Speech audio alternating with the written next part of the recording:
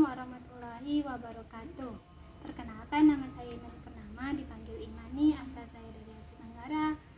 Saya mahasiswi dari IAIN Padang Sidimpuan, Fakultas Dakwah dan Ilmu Komunikasi, jurusan Bimbingan Konseling Islam.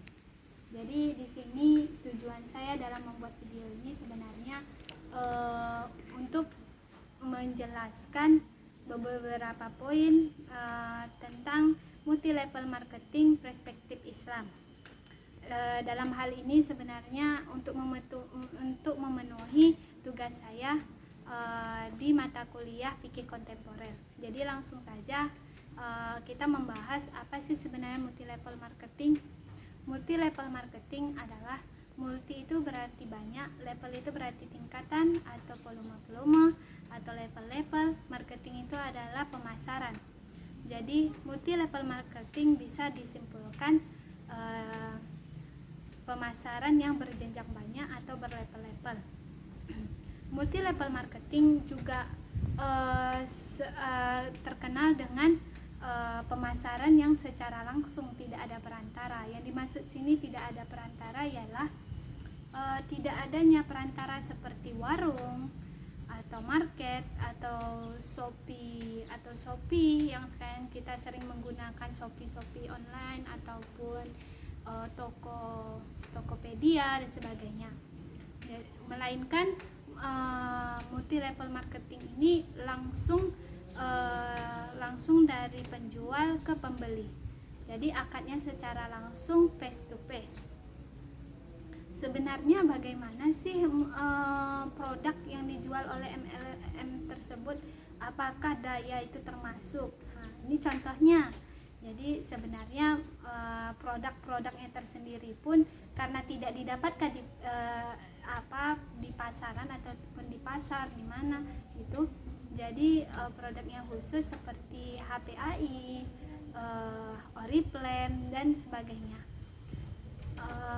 Jadi sebenarnya sering kita jumpai ini dalam keseharian kita. Terkadang teman-teman kita, apalagi kita anak mahasiswi, pasti banyak teman-teman kita yang mengikuti agen Oriflame yang ini yang itu ya kan. Jadi banyak juga orang yang mendapatkan keuntungan dari situ. Apa keuntungan yang didapatkannya? Ada juga yang kita lihat agen-agen yang mengikuti MLM ini akan mendapatkan bonus seperti mobil, seperti mungkin sejenis bonus yang dimana bonus ini bisa ditukar dengan uang gitu. Jadi sebenarnya multi level marketing ini yang mau kita bahas yaitu apakah multi level marketing ini haram atau halal. Dan banyak para ulama mengatakan bahwa multi level marketing ini adalah subhat. Mengapa dikatakan subhat? Pasti jadi pertanyaan untuk kita. Dimana saya jelaskan terlebih dahulu, subhat ini adalah dikatakan haram tidak, dikatakan halal tidak. Dia baina-baina. Dia di antara haram, di antara halal juga.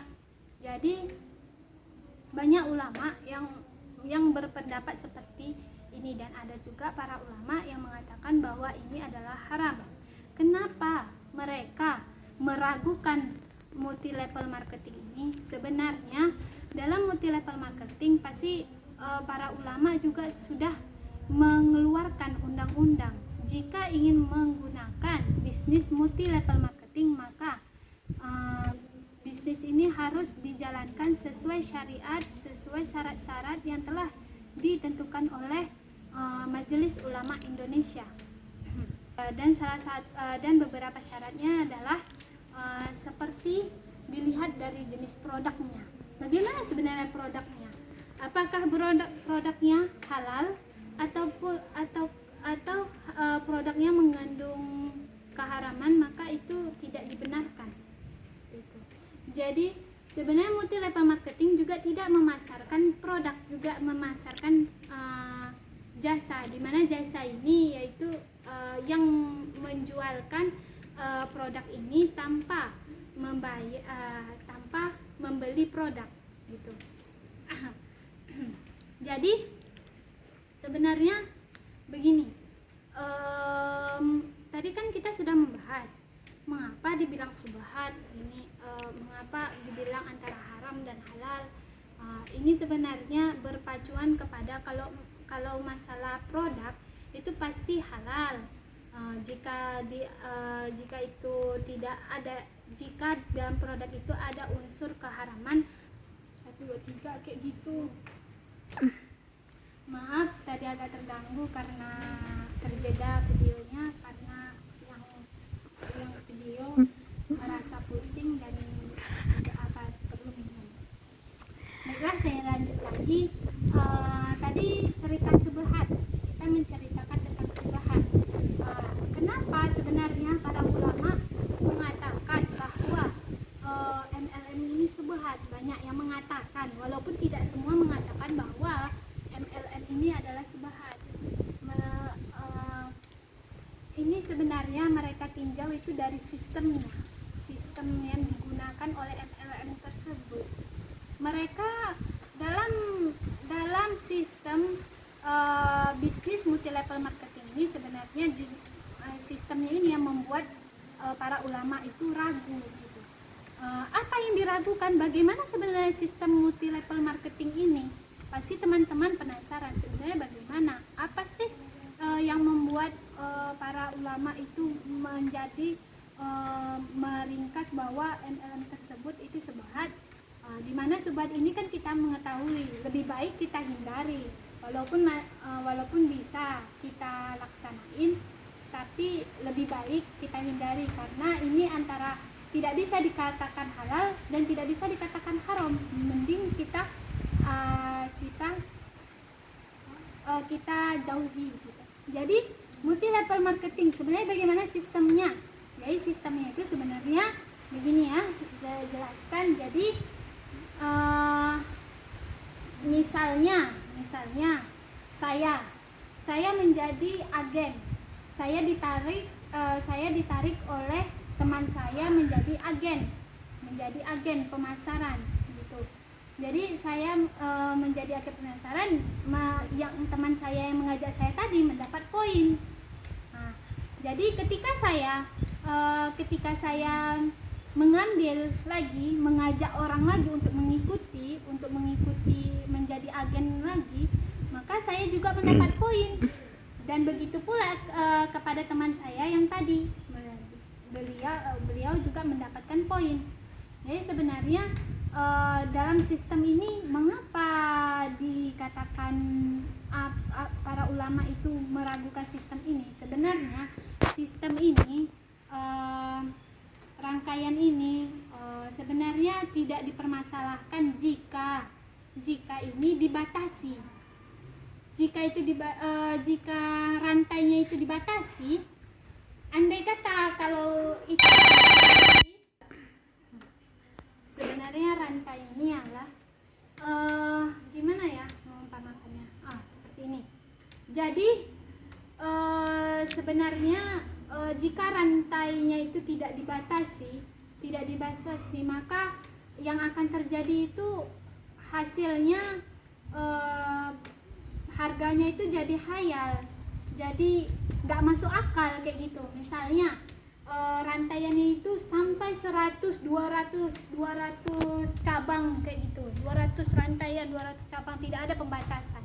Berarti kan jadi hayal, jadi pemasaran, jadi orang itu sebenarnya termotivasi karena poinnya tadi, bukan fokus kepada produknya. Banyak yang menjalani multi level marketing ini hanya mengambilkan keuntungan.